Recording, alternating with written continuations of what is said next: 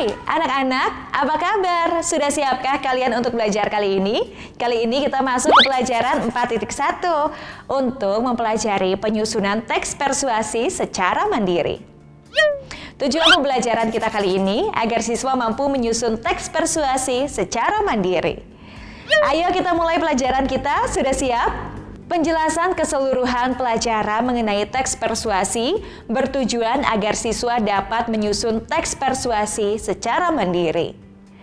Teks persuasi adalah teks yang mempunyai tujuan untuk mengajak seseorang atau orang banyak dengan cara memberikan alasan yang baik untuk meyakinkan.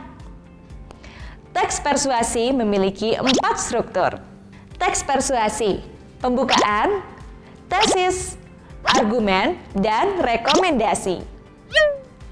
Pembukaan. Di bagian ini dicantumkan judul teks persuasi. Berikutnya tesis. Di bagian ini dituliskannya suatu keterangan umum untuk topik yang sedang diangkat. Sudut pandang keterangan ini diambil dari sudut pandang penulis itu sendiri. Berikutnya argumen. Pada bagian ini dipaparkan argumen yang didukung oleh data-data yang valid dan dapat dipertanggungjawabkan. Berikutnya, rekomendasi. Bagian ini adalah bagian penutup dari teks. Bagian rekomendasi ini akan dituliskan saran, ajakan, atau ide dan pertimbangan yang baik, yang positif ya, untuk pembaca melakukan yang sudah direkomendasikan.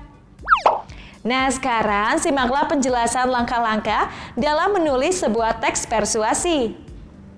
Langkah-langkah dalam menulis teks persuasi. Yang pertama, untuk dapat menulis sebuah teks dengan baik, topik terlebih dahulu dipilih dari awal proses penulisan. Topik yang menarik akan lebih menarik minat pembaca. Tujuan penulisan hendaklah dituliskan sedari awal, karena hal ini akan dicapai melalui sebuah teks persuasi. Berikutnya, pendapat yang dituliskan haruslah berhubungan dengan topik. Dan fakta-fakta pendukung yang disertakan dalam teks haruslah valid dan dapat dipertanggungjawabkan. Serta susunlah kalimat ajakan. Berikutnya, pendapat yang dituliskan haruslah berhubungan dengan topik ya. Dan kerangka teks dikembangkan menjadi sebuah teks persuasi yang utuh. Nah, simaklah penjelasan tentang bentuk teks persuasi. Bentuk teks persuasi, persuasi advertensi. Konten teks persuasi advertensi pada umumnya digunakan dalam lingkup usaha dan bisnis. Mengiklankan sebuah produk atau jasa kepada masyarakat luas merupakan tujuan dari teks persuasi advertensi. Tidak hanya kalimat ajakan yang terdapat dalam teks, tetapi kelebihan-kelebihan dari suatu produk atau jasa yang sedang ditawarkan akan dituliskan di dalam teks. Teks persuasi advertensi dibuat semenarik mungkin agar pembaca tertarik untuk membeli atau mencoba. Berikutnya, persuasi politik. Konten teks persuasi politik bertujuan untuk mengajak pembaca mengikuti sebuah kegiatan politik. Teks persuasi politik juga digunakan untuk tujuan berkampanye sebuah partai politik atau untuk tujuan kepentingan politik lainnya.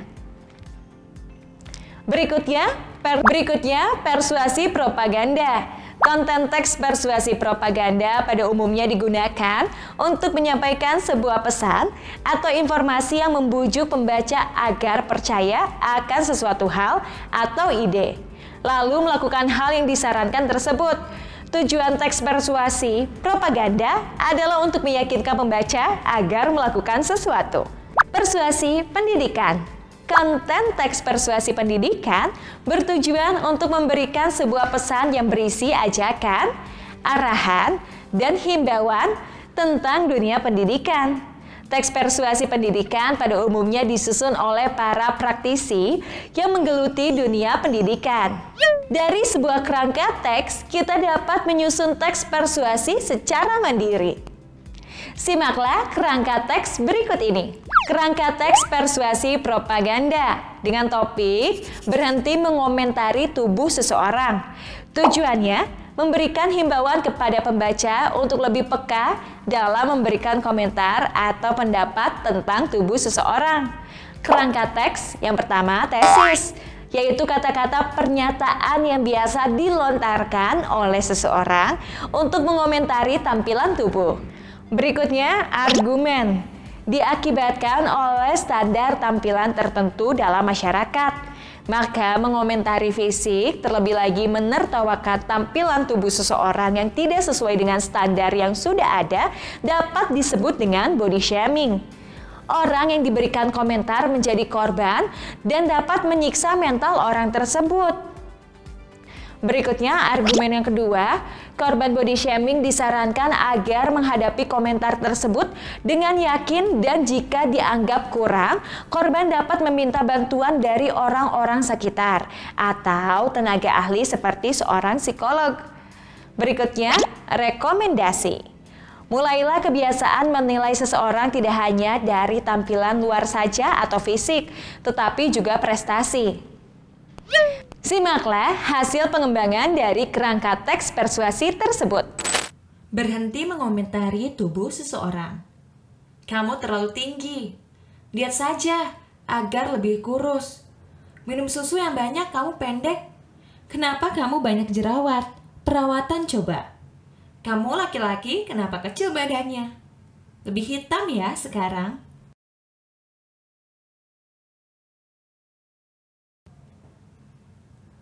Kata-kata tersebut bagaikan hal biasa yang dilontarkan oleh mulut mereka yang sudah lama tidak berjumpa dengan seseorang. Entah sekedar basa-basi atau memang peduli. Terlalu biasa untuk dimengerti oleh si pendengar. Terasa biasa bagi kita sebagai kaum di luar mereka yang mendapat kalimat tersebut, tetapi tidak dengan mereka. Seiring berkembangnya teknologi, standar menarik bagi sosok manusia pun semakin bergeser. Tinggi, putih, berwajah mulus untuk perempuan, sedangkan laki-laki dituntut untuk bertubuh besar dengan lekukan otot di lengan. Mengomentari fisik seseorang dengan tujuan basa-basi atau guyonan biasa disebut body shaming. Tindakan menertawakan atau sekedar bertanya terkait kondisi tubuh seseorang bisa berakibat fatal bagi korban.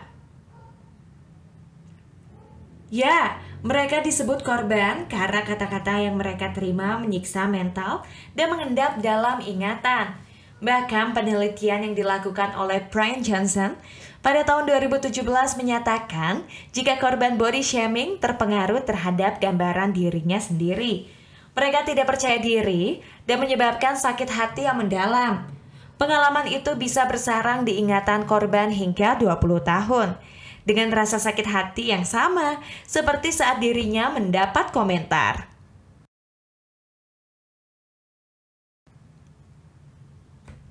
Mereka yang berada di posisi korban berusaha menghindar atau mengabaikan rasa sakit hati tersebut. Tetapi, itu bukanlah hal terbaik yang layak dilakukan. Mengabaikan hanya akan membuat mental semakin buruk. Tetapi hadapi dengan yakin. Minta bantuan dari lingkungan sekitar, dari orang-orang yang dipercaya untuk meningkatkan kepercayaan diri. Namun, jika dirasa masih kurang, datanglah kepada profesional, mereka yang paham seperti psikolog. Lain cerita bagi mereka yang sulit untuk mengutarakan rasa sakit hatinya pada keluarga atau sahabat. Mereka memilih jalan pintas dengan mengakhiri hidupnya. Seperti yang terjadi di Thailand. Agustus 2018 silam, seorang pelajar tidak kuasa menahan ejekan kawan-kawannya karena bobot tubuhnya yang berlebih. Hidupnya berakhir demi menutup semua luka batin akibat omongan tak bertanggung jawab dari teman-temannya. Para pelaku body shaming mungkin tak menyadari apa yang telah mereka lakukan berakibat fatal. Maka dari itu, cobalah untuk tidak menilai seseorang dari fisik atau tampilan luar. Sejatinya setiap manusia adalah makhluk unik yang diciptakan berbeda-beda. Tak bisa dipungkiri jika body shaming adalah pengalaman yang menyakitkan. Oleh karena itu, lawan. Jangan diam agar itu tidak menggerogoti mental. Mari dari sekarang belajar menghargai tubuh masing-masing dan kurangi menilai orang lain dari fisik. Bahkan jika hanya untuk guyonan belaka, kita tidak pernah tahu ada apa di dalam pikiran seseorang. Bisa saja dia sakit hati dengan perkataan kita. Ayo jadi manusia cerdas yang melihat orang lain dari prestasi, bukan kondisi fisik. Teks persuasi juga dapat disampaikan secara lisan. Teks persuasi yang disampaikan secara lisan haruslah menggunakan kata-kata yang jelas dan menggunakan penekanan kata-kata untuk menyampaikan tujuan dari teks. Nah, pelajaran 4.1 sudah selesai anak-anak. Sekarang kerjakanlah latihan yang terdapat dalam buku kegiatanmu. Ayo semangat!